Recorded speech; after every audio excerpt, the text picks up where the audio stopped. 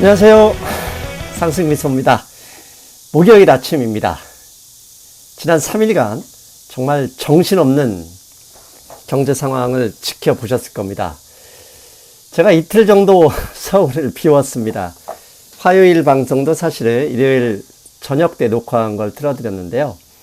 이틀 동안 저도 정신없었고 여러분은 또 얼마나 속상하시고 불안하시고 두려움에 떨었는지 사실 죄송한 말씀입니다. 그래서 오늘은 최근에 가장 핫한 주제죠. 일본계 자금, 일본발 IMF, 제2의 IMF가 올 수 있는지, 오는 것인지, 올 가능성이 있는지에 대해서 상승미소가 잘하는 거 아시죠?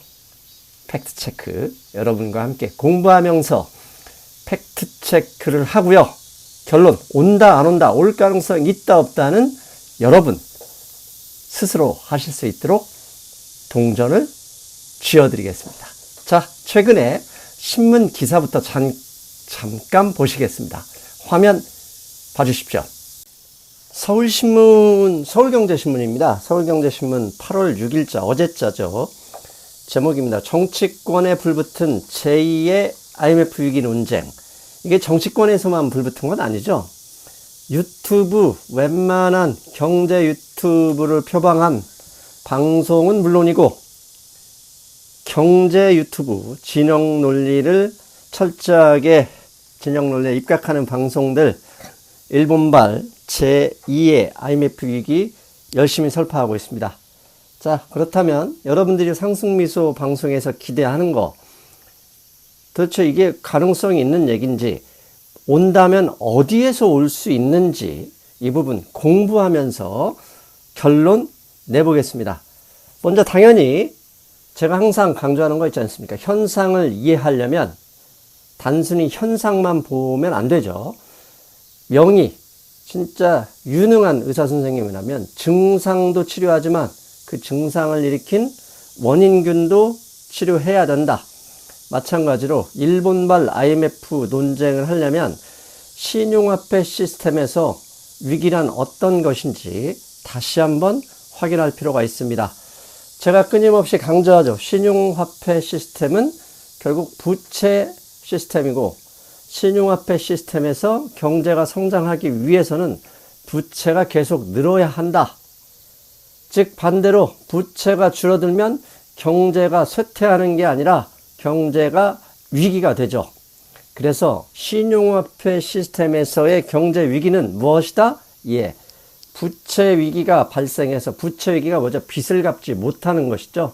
이자도 못 내고 원금도 못 갚는 부채 위기가 발생해서 누구나 너도 나도 할 것 없이 빚을 갚기 시작하면 빚이 줄어들어 버리죠. 빚이 줄어들면 돈이 줄어드는 것이다. 이게 계속 말씀드리는 거잖아요. 이게 곧 부채 디플레이션이죠. 그래서 신용화폐 시스템에서 경제 위기는 첫째, 부채 위기가 발생하여 더 이상 부채가 늘어나는 것은 고사하고 줄어들기 시작할 때 경제 위기가 발생한다. 영어로 인살번시 문제다. 신용위기고 이런 때 나타나는 게 부채 디플레이션이다. 두 번째, 이건 이머징에서만 하는 거죠. 급격한 환율 폭등, 달러 대비 환율 폭등, 즉 자본 유출이죠. 이 나라에서, 한국에서 돈이 다 외국으로 빠져나가 버리면 달러로 바꿔서 나가기 때문에 달러 원 환율이 폭등해 버리죠. 그런데 이 환율 위기, 자본 유출로 인한 환율 위기는 이머징 문제일 뿐이다. 선진국에서는 이런 위기가 나오지 않는다. 왜? 달러를 찍어서 발행하면 되니까.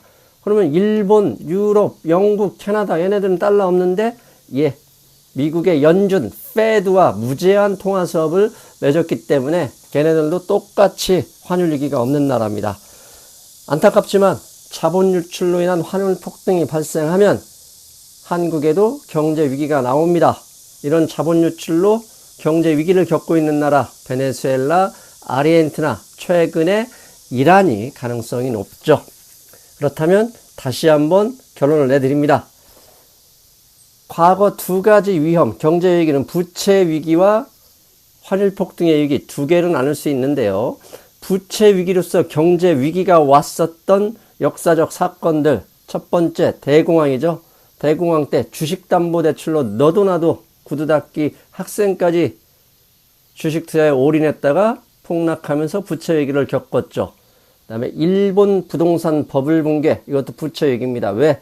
부동산 가격이 떨어지면서 빚을 못 갚는 파산자가 속출했고, 그로 인해서 더 빨리 부동산을 팔아 제끼기 위해서 너도나도 매도 행렬에 가졌다가 무너져 버린 거죠. 한국에서는 97년 IMF 위환 위기가 있었습니다. 이건 기업 부채 문제였습니다. 기업이 너무 많은 돈을 빌려서 사업을 하다가 당시 경제 상황이 좋지 않으면서 대규모로 파산하면서 외환위기가 왔었죠. 최근에는 2008년 미국발 서프라임 금융위기도 부채 위기였습니다. 서프라임, 즉 담보 가치보다 높은 돈을 빌려주고 그 돈을 갚지 못하고 원리금 상환 문제가 생기자 부동산이 폭락했었죠. 이게 글로벌 부채 위기의 역사고요. 또 하나, 자본 유출로 인해서 경제 위기를 겪었던 역사가 있죠. 97년 한국의 IMF 외환위기입니다. 즉 이머징 국가들은 부채 위기가 발생하면 필연적으로 환율 폭등, 자본 유출로 이어집니다. 그래서 97년 한국이 그런 경우였고요. 동남아, 당시 태국, 인도네시아, 동남아도 똑같은 위기를 겪었었습니다. 가장 최근에는 아르헨티나입니다. 아르헨티나 오랫동안 경상수지 적자를 겪음에도 불구하고 정부가 함부로 돈 찍어냈다가 IMF 위기로 직행했던 나라. 그래서 기준금리를 무려 72%까지 올렸었죠. 마지막으로 베네수엘라입니다. 베네수엘라 석유는 많지만 경상수지 적자에 시달리면서 대규모 자본 유출, 이래서 하이퍼 인플레이션이 일어났죠. 즉 앞에서 말씀드린 대로 환율 폭등, 자본 유출 위기는 선진국에서는 없다. 항상 이머징에서만 나온다. 자, 여기까지 공부하셨고요. 자, 이제부터 한국이 제2의 IMF, 일본발로 일본 친구들, 일본 사람들이 똘똘 뭉쳐 한국을 엿먹이려고 시도했을 때 한국의 제2의 IMF가 위기가 오는가? 그렇다면 만약에 온다면 그런 발생의 조건들이 있습니다. 조건은 크게 두 가지입니다. 앞에서 말씀드렸습니다. 이미 현재 한국의 가게든 기업이든 부채가 너무 많아서 부채를 갚지 못하는 부채 위기가 시작되면 그게 곧 경제 위기가 될 것이고, 그럼으로써 바로 환율 폭등으로 이어지겠죠. 그런데 여러분도 알고 계십니다. 현재 시중은행의 부실률, 그다음에 한국은행이 발표하는 그 어떤 자료에도 은행 대출의 부실률 신호가 없습니다. 그럼으로써 부채 위기 가능성은 없다. IMF 외환위기 발생의 조건 첫 번째는 가능성이 없다. 이렇게 단언컨대 말씀드릴 수 있고요. 현재까지입니다. 앞으로는 모르죠. 근데 현재 갑자기 순식간에 대출자가 모두 다 망하고 이런 건 아니지 않습니까? 시간이 필요하죠. 두 번째, 앞에서 이머징 나라들이 겪는 공통적인 사건, 자본 유출. 대규모로 한국이 위험하다 하고 달러로 바꿔서 한국을 빠져나가는 자본 유출로 인한 환율 폭등이 발생하면 바로 경제 위기로 이어집니다. 근데 이렇게 자본 유출, 항상 제가 말씀드리잖아요. 환율은 원인이 아니라 결과다. 환율이 올라서 수출이 잘 되겠네, 그렇게 생각하시면 안 됩니다. 환율이 오르는 이유는 결국 한국 경제에 뭔가 문제가 있어서 오른다라고 해야 답이 보입니다. 그래서 자본 유출로 환율이 폭등하면 당연히 주가 폭락, 부동산 폭락 등으로 이어지고, 이는 경제 위기로 전이 됩니다. 왜 환율이 오르는데 주가가 폭락하고 부동산이 폭락하느냐? 만약 환율이 3배 올랐는데 주식 2배 올라봤자 달러 가진 사람보다 손해를 보죠. 그리고 외국인들조차도 한국의 부동산도 많이 샀고 주식도 많이 샀고 채권을 많이 보유하고 있거든요. 가지고 있어봤자 환율이 저렇게 개폭락하게 되면 안 되니 무조건 먼저 팔아잡히고 도망가려고 합니다. 그래서 제2 일본발 IMF, 두 번째 IMF가 온다면, 외환위기가 온다면 두 가지 조건, 부채 위기로 가든지 자본 유출로 시작돼야 된다. 근데 부채 위기는 현재 그런 신호가 없으니 패스하고, 자본 유출은 가능성이 높지 않을까. 왜? 최근에 환율이 벌써 1210원을 돌파했기 때문입니다. 그렇다면 계속 알아봅니다. 자본 유출로 인한 이머징 환율 폭등의 조건이 있습니다. 이머징 국가들 최근에 환율이 달러 대비 환율이 폭등한 나라들 아르헨티나, 터키, 베네수엘라, 인도, 인도네시아 등등등등 남아프리카 공화국 등등등등 이들 나라들이 환율 폭등이 됐죠. 그래서 아르헨티나는 IMF에 돈을 빌렸고요. 터키나 인도는 버티고 있습니다. 베네수엘라는 미국이 외면해버리니까 이도저도 아무것도 못하는 거죠. 그래서 자본 유출로 인한 환율이 폭등하려면 가장 먼저 첫 번째, 경상수지 적자가 발생해야 됩니다. 그런데 최근 한국에서 미국과 중국이 싸워버리고 일본과 무역 분쟁이 심화되자 그냥 환율이 오르는 게 아니라 이런 일로 중국에 수출을 많이 하는 한국에 위험하지 않을까? 일본에서 파는 부품이 없으면 수출 못할 텐데 이런 걱정이 생기고 이로 인해서 이렇게 되면 한국이 조만간 경상수지 적자가 나오는 거 아니야? 이렇게 걱정을 하죠. 이게 환율 상승으로 그대로 이어졌죠. 그런데 더 오를 수도 있죠. 우려감이 현실화돼 버리면 진짜로 다음 달이든 그 다음 달이든 연말까지 무역 적자로 인해서 경상수지 적자가 실제로 발생하면 달러 원 환율은 추가 상승할 가능성이 높습니다. 정말 경상수지 적자가 환율 폭등의 주범이냐 살펴봤습니다. 2018년 기준으로 GDP 대비 경상수지 적자 비율을 발표한 IMF 보고서에서 가져왔습니다. 왼쪽 아래 박스 쳐준 나라들이 적자국입니다. GDP 대비 적자 가장 많은 나라 터키, 아르헨티나, 남아프리카 공화국, 콜롬비아, 인디아, 멕시코, 인도네시아, 칠레, 브라질, 폴란드, 페루 이들 나라의 특징이 뭡니까? 달러 대비 환율이 크게 올랐죠. 아르헨티나는 말할 것도 없고요. 근데 반대로 오른쪽 흑자국이 있습니다. 가장 큰 GDP 대비 많은 흑자를 낸 나라 타이완.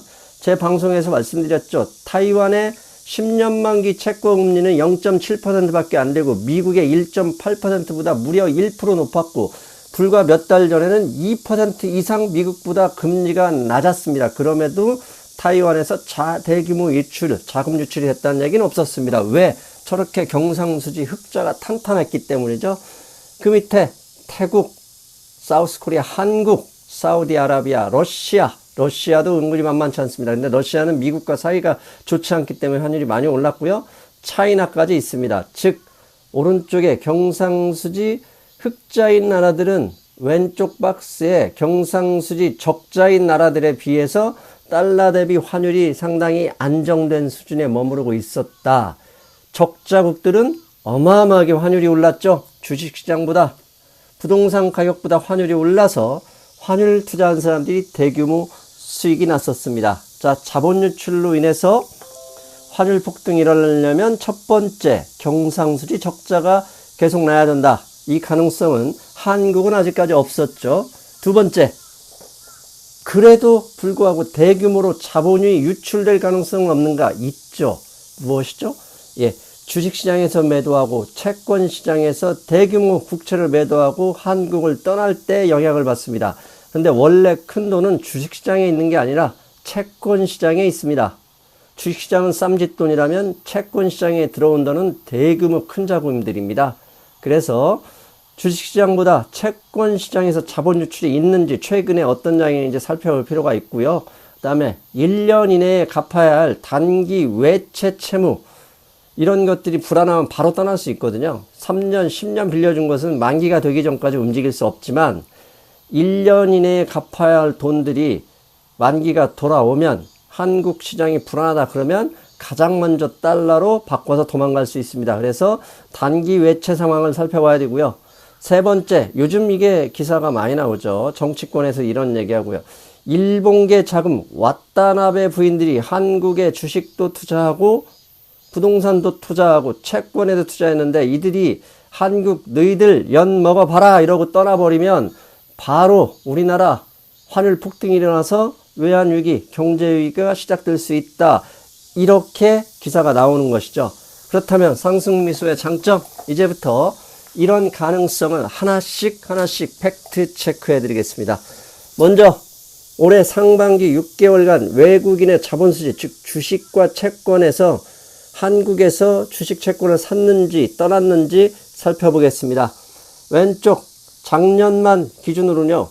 채권에서 139억 달러를 매수했지만 주식은 56억 달러를 매도해서 작년 한 해 동안 82억 달러 자금이 유입됐었습니다. 그런데 2019년 우리나라 주식시장 폭락하고 채권시장 어렵지만 전체를 보니 주식은 무려 47억 달러 매수했고요. 채권에선 89.7억 달러 6월까지 매수했습니다. 그래서 총 올해 유입된 금액이 137억 달러가 유입됐습니다. 즉 현재 이 지표만 보면 한국은 외국 자본이 떠나는 게 아니라 들어오고 있다. 그렇게 판단하실 수 있겠죠. 앞으로는 다를 수도 있잖아. 다를 수도 있죠. 하지만 제가 미래를 알 수 없으니 과거 역사 데이터를 가지고 팩트를 체크하는 수밖에 없다는 점 양해 부탁드리고요. 두 번째, 앞에 부분 단기 채무, 그 다음에 혹시 대외 채무가 문제가 돼서 과거 2008년, 97년처럼 문제가 될 수도 있지 않느냐 하고 살펴봤습니다. 한국은행에서 발표한 자료를 가져왔는데요. 현재 한국은행의 외환보유고는 4,030억 달러.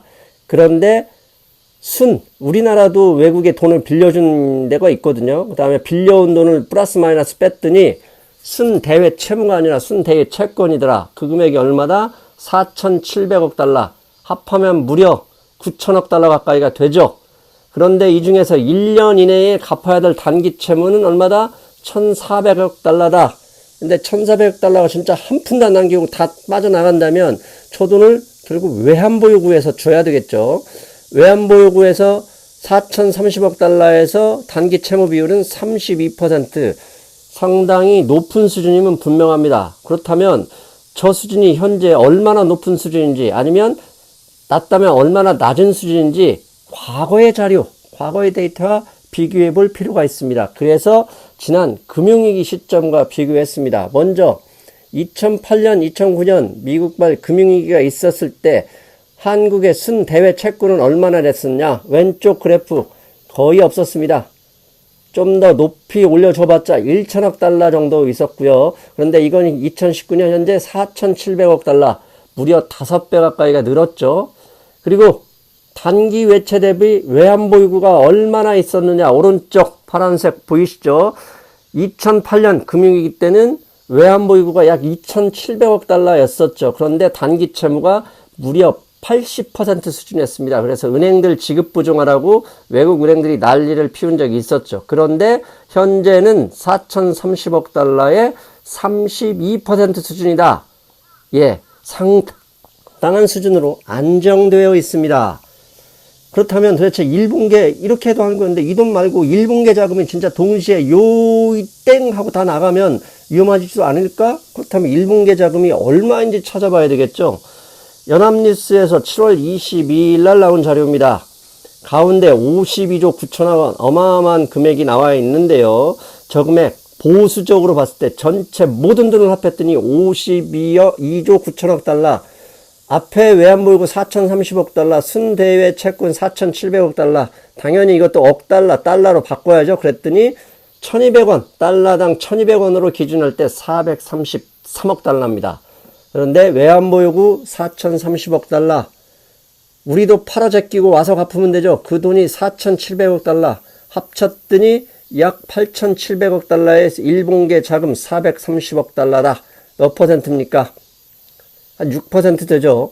저것도 동시에 나가면 당연히 충격을 주겠죠. 근데 요이 땅하고 동시에 나갈 가능성이 없다고 판단할 수 있죠. 그렇다면 여러분들 아하, 제2의 IMF가 가능한지 안 한지 판단하실 수 있을 거라고 봅니다. 자, 그런데 야, 상승미소 팩트체크 보니까 이건 뭐 한국이 굳이 일본 때문에 겁먹을 필요 없을 것 같은데 왜 주식시장은 폭락하고 최근에 달러원 환율시장은 왜 그렇게 급등하는 건지, 왜 이렇게 불안하냐, 그 설명 좀 해주라. 예, 그 설명 드리고 끝내야죠. 한국은 지난 화요일 날 말씀드렸죠. 높은 대외 의존도, GDP 대비 대외 의존도가 68% 수준이다. 높은 대외 의존도라는 얘기는 내수 규모가 적고 무역 흑자가 줄어들수록 조금만 줄어들어도 경제 성장에 곧바로 나쁜 영향을 준다. 그런데 최근 미국과 중국과의 무역 분쟁, 그 다음에 위안화의 7.0 돌파, 이것은 위안화 환율 조작, 중국의 환율 조작 꼭 미국 문우신 장관이 선정을 했죠. 그런 것으로 인해서 이러다가 한국 경제 조만간 경상수지 적자 나오는 거 아니야? 이렇게 우려감이 있는 거예요. 거기에 일본과의 분쟁의 핵심이 뭐죠? 주요 부품입니다. 우리는 일본에서 부품을 가져다가 원재료 몇 가지 붙여서 우리의 창의력과 기술력을 붙여서 휴대전화도 만들고 LCD도 해서 수출을 하지 않습니까? 그런데 일본에서 정말 한국에 부품을 주지 않으면 한국 수출이 어떻게 되겠습니까? 글로벌 한국발 부품 공급 체계가 교란이 되면서 당연히 수출이 중단될 것이고, 그렇게 되면 경상수지 적자 가능성이 높아지는 거죠. 철저하게 이런 대외 의존도가 높은 한국 경제에서 경상수지 적자 가능성에 대한 우려감으로 올라버린 거죠. 거기에 설상가상이죠. 미국과 중국, 조작, 그 다음에 한일 무역분쟁까지 이 우려감으로 현재 올랐습니다. 그렇다면 우려감으로 오른 환율이 추가적으로 더 올라갈 가능성이 없느냐? 가능성이 있죠. 당연히 있습니다. 내려갈 가능성도 있지만, 그러면 추가 상승 가능성의 요인은 구체적으로 뭐가 있을까? 제가 요인을 왜 말씀드리냐? 요인 얘기 안 하면 너 안 된다며, 내린 다음에 올라나 그 얘기만 하는 부분들이 있거든요. 제가 미래를 가본 적이 없습니다. 결국 예측은 변수에 대한 예측이거든요. 여러분도 변수에 대한 예측, 제가 말씀드리는 것 말고도 다른 게 있으면 거기에 플러스 되면서 미래를 예측하시거나 대비하실 수 있습니다. 제가 볼 때 현재 수준의 환율과 주가 하락은 결국 우려감 때문에 왔다. 그런데 우려감이 현실화되면 주가는 더 빠질 것이고 환율은 더 올라갈 것이다.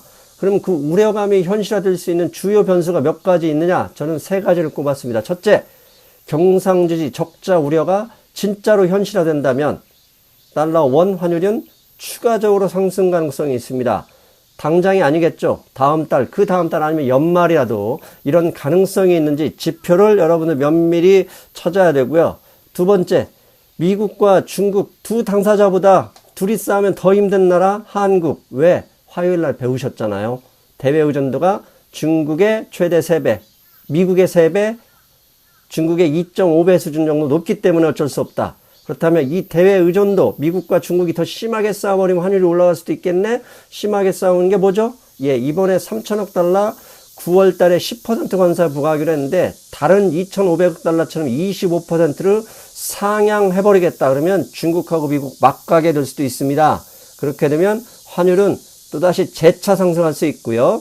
그 다음에 일본과의 갈등에서 이 불확실성이 깊어질 수 있는 거, 지소미아입니다. 한일 군사정보 포괄보호 협정을 파기를 해버렸다. 그러면 일본이 여기에서 끝나지 않고 또다시 목리를 부릴 수 있습니다. 다행스러운 건 정치인들이 계속 쓸데없이 민간에서 할 불매운동이나 관광을 나서고 있는데요. 당연히 지지율 때문에 그러겠죠. 그 지지율을 무기로 지소미아 한일 군사정보 포괄보호 협정을 폐기해버린다. 그러면 일본하고 싸움은 더 심해지고 이로 인해서 불확실성이 증가할 수 있습니다. 이러면 당연히 환율은 추가 상승 가능성이 있다. 그래서 제가 부탁드리는 건 아무리 일본과 싸우더라도 마지막 카드는 함부로 써서는 안 된다. 지소미아 파기, 아무리 국민 지지율이 높다 하더라도 책임 있는 정치인이라면 이 카드는 쓰지 않았으면 좋겠다. 저는 경제적인 부분, 투자자 입장에서 부탁드리겠습니다. 자, 여러분, 제2의 IMF, 일본발 IMF 발생하시겠습니까? 발생하겠습니까? 안 하겠습니까? 여러분 스스로 댓글에서 판단해 주시면 좋겠습니다. 여러분, 무더위 고생 많으십니다. 소금도 받으시고 드시고 건강관리 하시기 바랍니다. 저는 토요일이네요. 토요일에 뵙겠습니다. 여러분, 안녕히 계십시오. 안녕.